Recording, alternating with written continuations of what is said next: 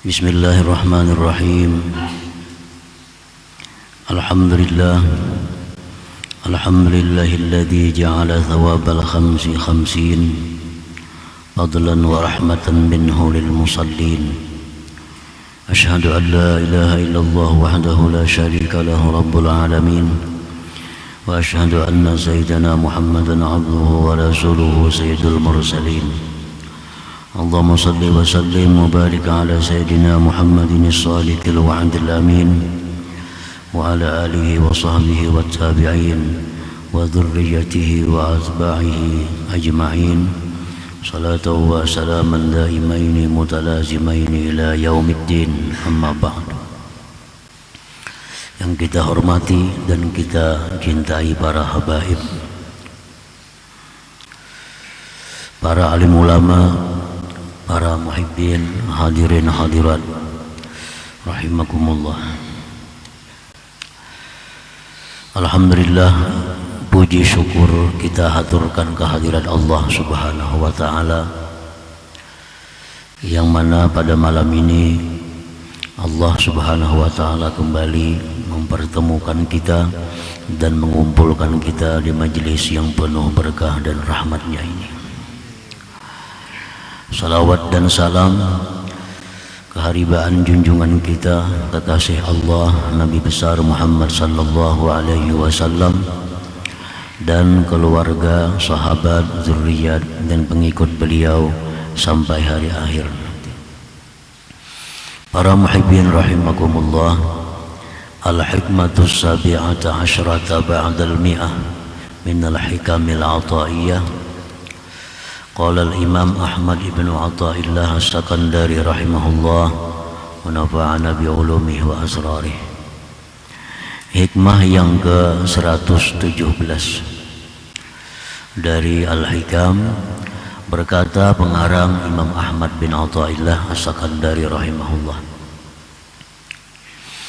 alima wujud ad-dha'fi minka faqallala a'dadaha wa alima ihtiyajaka ila fadlih fakassara amdadaha. Yang artinya, Allah Subhanahu wa ta'ala mengetahui akan adanya kelemahan daripada engkau wahai hamba, maka dia sedikitkan bilangan-bilangan sembahyang itu. Dan Allah mengetahui berhajatnya engkau wahai hamba kepada anugerah Allah, maka Allah perbanyak pahala-pahalanya sembahyang itu. Itulah makna hikmah yang ke-117 ini. Ayyuhal abdu alimallahu minka wujudad dha'fi wa takasulaka anha wa kasrata ishtighalika lima'ashik faqallala adadas salah khamsa salawatin fi kulli yawmin wa laylah. Wahai hamba, Allah mengetahui daripada engkau adanya kelemahan dalam diri engkau,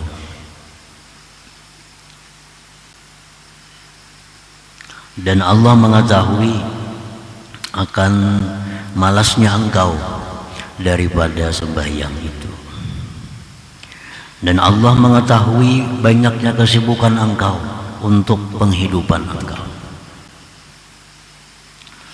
Maka Allah sedikitkan bilangan-bilangan sembahyang 5 waktu dalam sehari semalaman.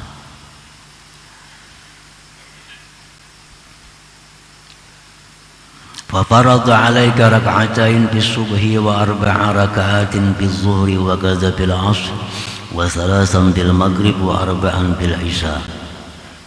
5 waktu dalam sehari semalam itu sudah sedikit, ditambah lagi dengan rakaat yang sedikit.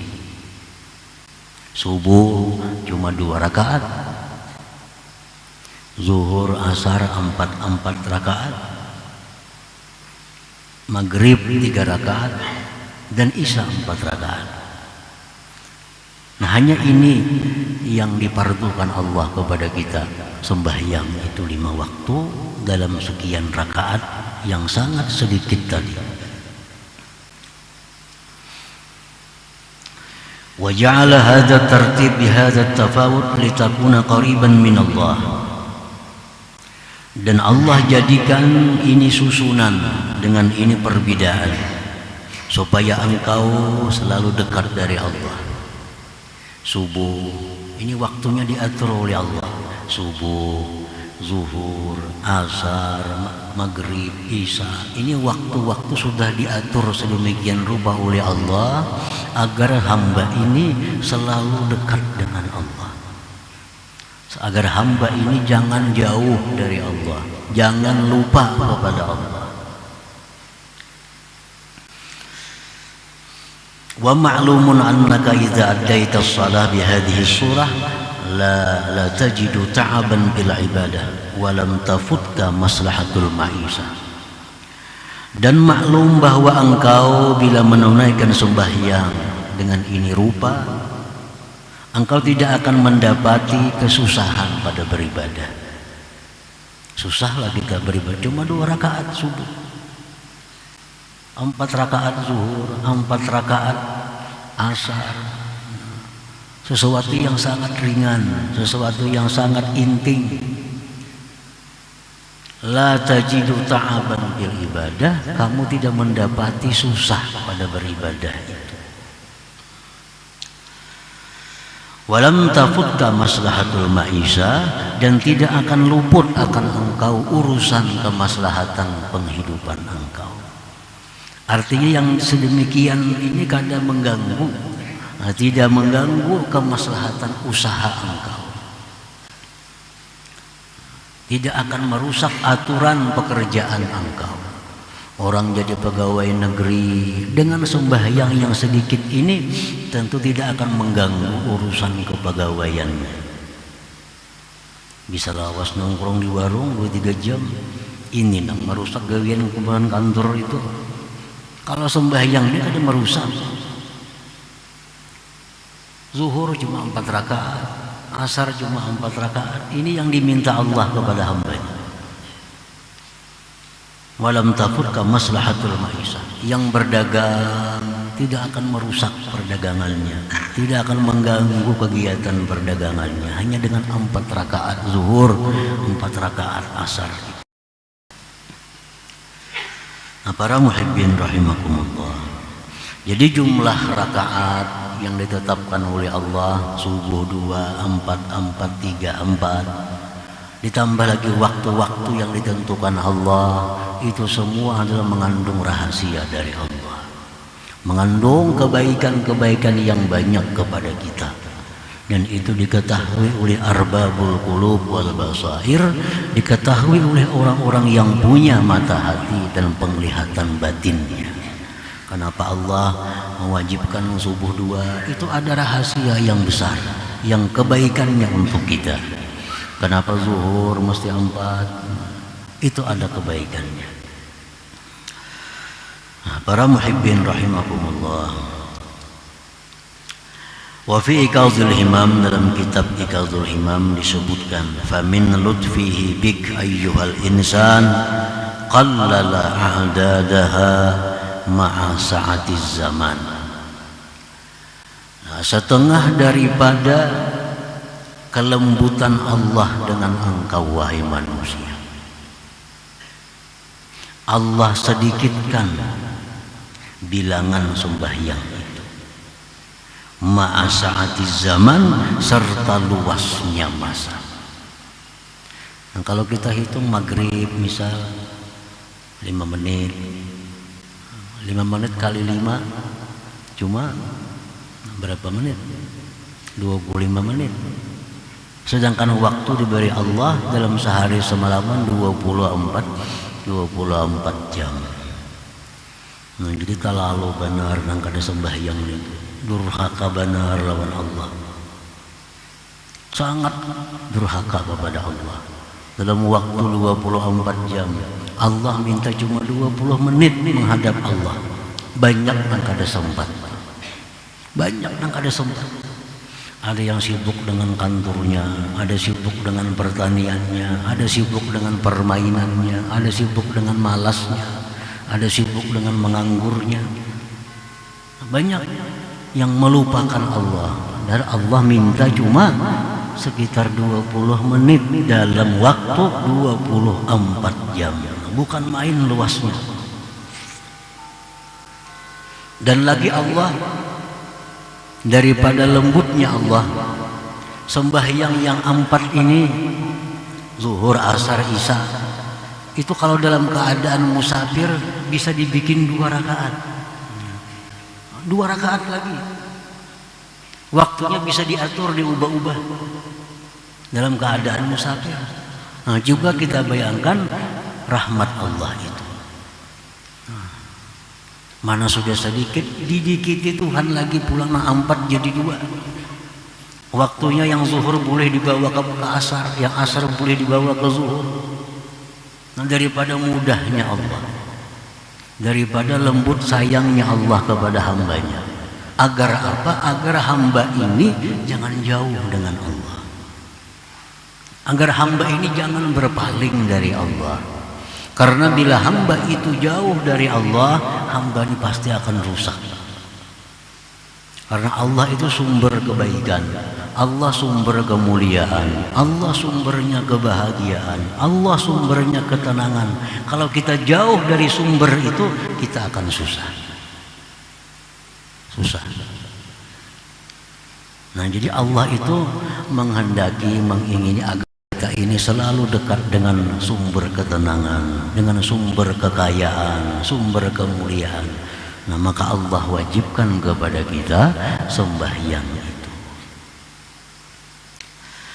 Faja'ala 'alaika salatan fi awwali nahari syukran lima azharahu laka min bahiri anwarih waliyakuna nuhuduka ilaihi fi awwali qiyamik jabran lima hasala min ghaflatika fi tuli manamik. Allah menjadikan atas engkau sembahyang di awal siang, subuh. Subuh ini awal siang. Nah, sembahyang subuh itu dijadikan oleh Allah, diwajibkan kepada kita agar dijadikan sembahyang itu bentuk syukur kita kepada Allah, syukur datangnya siang. Nah, karena siang ini 5 asik, siang ini untuk penghidupan engkau. Nah, untuk menghadapi datangnya siang itu, Allah menyuruh kita untuk syukur dengan sembahyang subuh 2 rakaat itu. Nah, yang kedua, agar hari dimulai dengan ibadah.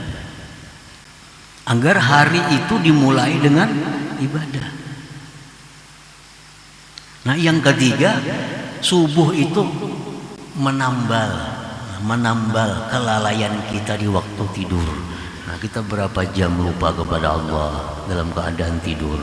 Nah, bangun salat subuh, ini subuh fungsinya adalah sebagai penambal dari lalainya kita kepada Allah selama tidur tadi. Nah, ini fungsinya sembahyang subuh itu. 1, syukur kepada Allah datangnya siang. Yang kedua, mengawali siang dengan ibadah. Yang ketiga, menutupi kelingahan, kelupaan kita kepada Allah di waktu tidur di malam hari tadi. Nah, maka itu subuh ini diletakkan oleh Allah di awal siang itu. Nah, para muhibbin rahimakumullah. Nah, kenapa Allah menjadikan subuh itu 2 rakaat?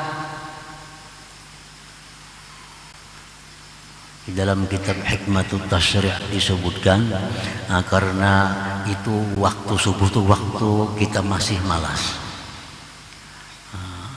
waktu masih malas, bangun guri, nah, masih ringkut lagi awal, mata kurup-kurup lagi. Nah, jadi Allah cuma mewajibkan 2 rakaat, 2 rakaat. Nah, dan lagi subuh sebagai pembuka. Pembuka itu biasa kadang mau banyak, masih sedikit. Makanan pembuka aja. Wadah-wadah kan, buah-buah kan, langsung nasi. Ada mau biasa makanan pembuka tuh sedikit gitu dulu. Nah, kayaknya zuhur nang iyanya. Nah, itu 4 rakaat. Nah, ada sebagian ulama atau hukama yang menjelaskan demikian itu. Jadi orang yang tidak sembahyang subuh, orang yang tidak mensyukuri datangnya siang, orang yang tidak memulai harinya dengan ibadah, orang yang tidak menutupi kelalaiannya kepada Allah di malam hari itu. Karena fungsi subuh demikian. Wa ja'ala 'alaika salatan wasatan nahar ikhmadan 'anka lima azharahu bi dzalikal waqti min wuqudi nari. Allah jadikan atas engkau sembahyang di tengah siang. Allah wajibkan sembahyang zuhur. Itu antara lain fungsinya adalah memadamkan neraka yang dinyalakan untuk engkau. Nah, panasnya zuhur itu ujar Nabi min syiddati payhi jahannam, min syiddati payhi jahannam. Panasnya zuhur itu adalah merupakan bersangatan hembusan napasnya jahannam. Nah, padamkan jahannam itu dengan sembahyang 4 rakaat tadi. Nah, para muhibbin rahimakumullah. Jadi orang yang meninggalkan sembahyang zuhur itu artinya orang yang nerakanya selalu bernyala untuk dirinya. Orang yang meninggalkan zuhur tentu orang yang sangat renggang dengan Allah. Sembahyang zuhur ini sembahyang yang sangat dirindukan. Sangat dirindukan karena Allah mewajibkan zuhur setelah 6 jam dari subuh. Nah, orang-orang yang cinta kepada Allah, orang-orang yang hubungannya sangat bagus kepada Allah merindukan datangnya zuhur karena lama menunggu zuhur itu 6 jam. Dan Allah melarang sembahyang zuhur jam 10. Karena sudah ada waktu yang ditetapkan oleh Allah. Jadi sembahyang zuhur sembahyang yang merupakan maksukul arifin, sembahyang yang dirindukan oleh orang-orang yang kenal dengan Allah Subhanahu wa taala. Nah, oleh karena itu Allah mensyariatkan melalui Rasulullah sallallahu alaihi wasallam diadakan sembahyang duha. Nah, duha ini sembahyang orang yang sudah tidak tahan lagi menunggu kerinduannya kepada Allah, menunggu zuhur duha, yang mana abdal waktunya di 1/4 siang sekitar jam 9:30 atau jam 9. Nah, ini sembahyang menyangga kita, menyangga mengurangi kerinduan kepada Allah, diadakan sembahyang duha sehingga hubungan kepada Allah selalu terhubung, selalu terjalin. Jangan jauh daripada Allah Subhanahu wa taala. Wa ja'ala 'alaika salatan qurban sirafin nahar liyakuna syahidan laka bi wujudi ta'atika indal malikil ghaffar wa litashhada 'alaika malaikatur rahman bis salah indal malikid dayyan. Kemudian lagi Allah menjadikan sembahyang, mewajibkan atas engkau sembahyang mendekati pulangnya siang. Ini siangnya hendak bulik. Kalau datangnya siang itu disambut dengan sembahyang subuh, maka buliknya siang ini diantar dengan sembahyang asar, Nah, sembahyang asar ini adalah sembahyang yang disaksikan oleh malaikat khusus artinya. Karena pada waktu asar itulah malaikat naik ke hadirat Allah Subhanahu wa taala membawa amal ibadah hamba yang dilakukan pada siang hari. Nah, begitu malaikatnya naik kepada Allah, Allah yang Maha Tahu itu bertanya kepada malaikat, "Wahai malaikatku, bagaimana kau tinggalkan hamba-hambaku?" Malaikat menjawab, "Kami tinggalkan mereka dalam keadaan sembahyang asar." Nah, ini sembahyang yang disaksikan oleh malaikat. Nah, sembahyang asar ini menurut sebagian besar ulama merupakan sembahyang wusta, sembahyang yang paling afdal dari 5 waktu itu. Nah, sampai-sampai ada hadis Nabi yang mengatakan bahwa orang yang ketinggalan sembahyang asar ini adalah orang yang dihabiskan segala-galanya. Ini sembahyang asar. Artinya orang yang meninggalkan sembahyang asar ini mau berbuat apa saja. Ada orang membunuh anaknya.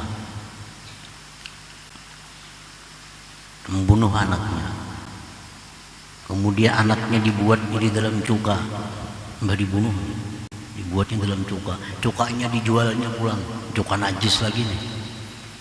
Macam-macam dosa diperbuatnya. Disampaikan kepada Rasulullah SAW tentang perilaku orang tadi. Ujar Rasulullah, itu orang kada sembahyang asar. Artinya orang yang tidak sembahyang asar, dia mau berbuat apa? Bisa membunuh, bisa menipu, bisa merampok, bisa apapun. Kalau orang yang meninggalkan sembahyang asar, ini sembahyang yang khusus daripada sembahyang lainnya. Jadi sembahyang asar ini diibaratkan hidup kita itu laksana sembahyang penutup. Orang yang selalu menjaga sembahyang asar, orang yang selalu menjaga sembahyang asar pada waktunya, itu ada semacam alamat bahwa orang ini adalah husnul khatimah. Ada alamat husnul khatimah. Orang yang melalaikan asar, orang yang kadang sembahyang, kadang-kadang orang yang kadang-kadang melewatkan asar dari waktunya, nah ini tanda-tanda orang ini su'ul khatimah. Karena asar ini penutup hari, penutup siang. Kalau penutup itu bagus, maka penutup umur kita pun bagus. Ini asar. Wa aujaba 'alaika salatan bi awwali zamanil lail istiftahan lidzalika az-zaman bi wujudi ta'ati kama istaftahta awwala naharik wastihfazan lima yatawakka'u min ajaibil lail. Kemudian lagi Allah wajibkan atas engkau sembahyang di awal masa malam. Nah, awal masa malam Allah wajibkan lagi sembahyang kita maghrib. Ini sembahyang adalah iftitah zamanil lail, pembuka malam. Karena begitu azan maghrib itu masuk malam. Mulai malam itu mulai maghrib gitu. Nah, jadi malam ini dimulai dengan sembahyang, dimulai dengan taat kepada Allah. Malam itu dimulai dengan ibadah. Dan lagi sembahyang maghrib itu fungsinya adalah sebagai minta penjagaan kepada Allah daripada hal-hal yang terjadi di malam hari. Nah, kalau malam itu ada hal-hal yang kejahatan, biasa malam itu datangnya bala bencana, biasa malam datangnya musibah. Nah, sembahyang maghrib ini fungsinya adalah merupakan minta perlindungan kepada Allah daripada apa yang akan terjadi di malam hari itu. Summa lamma aradta an tanama an saydik wa taghfula an rabbik wa tatamatta'a bi firashik amaraka an tudi'ahu bi hudurik ilaih wa ayyakuna akhiru ahdi wujuda ta'atik. Kemudian manakala engkau hendak tidur, engkau hendak meninggalkan Tuhan engkau hendak bersenang-senang dengan hambaran engkau, Allah wajibkan engkau sembahyang Isya 4 rakaat. Ini sebagai sembahyang perpisahan engkau dengan Tuhan engkau. Sembahyang Isyanya 4 rakaat. Karena imba Isya ini bakal guring. Isya penutup sembahyang malam. Nah, habis Isya ini kita bakal guring, kita bakal lupa kepada Allah. Jadi sebelum kita guring, sebelum tidur, sebelum lupa kepada Allah, ucapkan dulu perpisahan kepada Allah melalui sembahyang Isya itu. Nah, para muhibbin rahimakumullah, jadi itulah antara lain hikmahnya Allah menetapkan waktu-waktu sembahyang demikian tadi. Nah itu hikmahnya. Ada maksud-maksud khusus dari Allah yang intinya adalah agar kita selalu dekat dengan Allah Subhanahu wa ta'ala. Wa alima ihtiyajaka ila fadlih fakassara amdadaha, dan Allah mengetahui berhajatnya engkau kepada anugerahnya, maka dia perbanyak amdadaha ay sawabaha, pahalanya. Allah tahu bahwa kita ini butuh pahala yang banyak. Manusia itu perlu kepada pahala yang banyak, karena itu sebab keselamatan mereka di akhirat. Karena di akhirat itu ada mizan, ada timbangan amal. Nah, timbangan amal ditimbang amal kebaikan kita, ditimbang dosa kita. Nah, ini masa saat yang kita memerlukan sebanyak-banyaknya kebaikan. Itu saat-saat yang mendebarkan kita, yang menegangkan kita. Kalau banyak timbangan kejahatan, ke neraka. Kalau menang timbangan kebaikan, timbangan kebaikan menang surga. Nah, itulah saat yang mendebarkan, saat yang menegangkan kita. Nah, Allah mengetahui bahwa kita ini perlu kepada kebaikan, perlu kepada pahala, maka Allah banyakkan pahala sembahyang. Dalam Al-Quran Allah berfirman, fa amma man thaqulat mawazinuhu fa huwa fi 'ishatir radiyah wa amma man khaffat mawazinuhu fa ummuhu hawiyah. Orang yang berat timbangan kebaikan walaupun sazarrah, artinya ini kebaikannya ini sedikit atau banyak, sedikit banyaknya, cuma banyak kebaikan. Bahwa bi aisyatir radiyah, dia akan hidup dalam keridhaan, dalam kesenangan. Wa amma man khaffat mawazinuhu, orang yang ringan kebaikannya walaupun sedikit, lebih banyak kejahatannya, fa ummuhu hawiyah, dia kembali ke neraka hawiyah. Nah, jadi kita sangat perlu kepada pahala, dan Allah mengetahui itu, maka Allah perbanyak pahala sembahyang itu. Nah, para muhibbin rahimakumullah, faja'ala kulla salatin bi ashrin wa huwa khamsun fil his khamsun bis sawab. Allah jadikan tiap-tiap sembahyang itu dengan 10, maka dia 5 pada kenyataannya, tetapi 50 pada pahalanya. Sembahyang itu 5 kali aja sehari, tapi pada pahalanya sama dengan 50 sembahyang. Wa idza fa'alta bil jamaah kanat kullu wahidatin bi 25. Nah, bila sembahyang tadi berjamaah, sembahyang berjamaah, maka itu menjadi 25 kali. 25 kali ganda, 25 kali lipat ganda. Wa tud'abu bi 10, ditambahkan, dilipatkan 10. Fasarat mi'atain wa khamsin fi kulli shalah, maka jadilah tiap-tiap satu sembahyang itu berjamaah nilainya 250 kebaikan. Nah, kan satu kali sembahyang 10. Nah, ditambah kalau berjamaah 25. Nah, 25 kali 10 berarti 250 satu waktu. Nah, 5 waktu berarti 1250. Nah, itu kalau sembahyangnya berjamaah di tempat yang biasa. Kalau sembahyangnya berjamaah di tempat yang mulia di Masjidil Haram, nah tambah lagi pulang 100.000 kali ganda. Sembahyangnya di Masjid Nabawi ditambah 1000 ganda. Nah, ditambah lagi sembahyang berjamaah, imamnya pulang imam orang yang mulia, lipat ganda lagi pahalanya. Kehebatan imam ini menentukan banyaknya pahala. Makin imamnya orang yang baik, pahala makin banyak kita mengikut di belakangnya itu.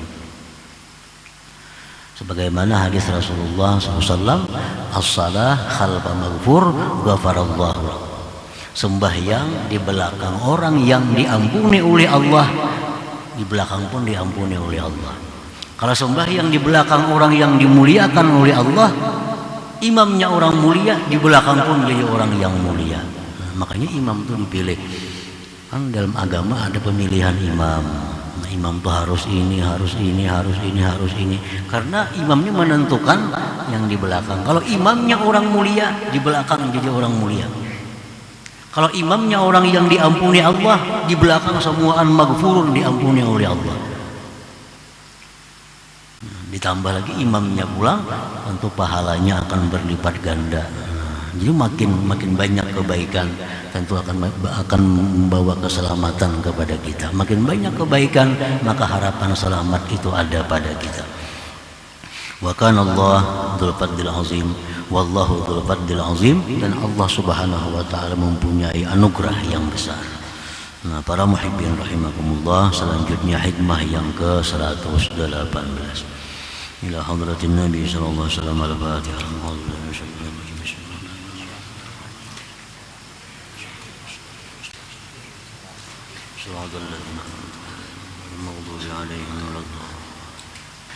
يا الله بها يا الله بها يا الله بحسن الخاتمة يا الله بها الله بها يا الله بحسن الخاتمة يا الله بها يا الله بها يا الله بحسن الخاتمة فيا أيها الرجل منه شفاعة صلوا عليه سلموا تسليما اللهم صل وسلم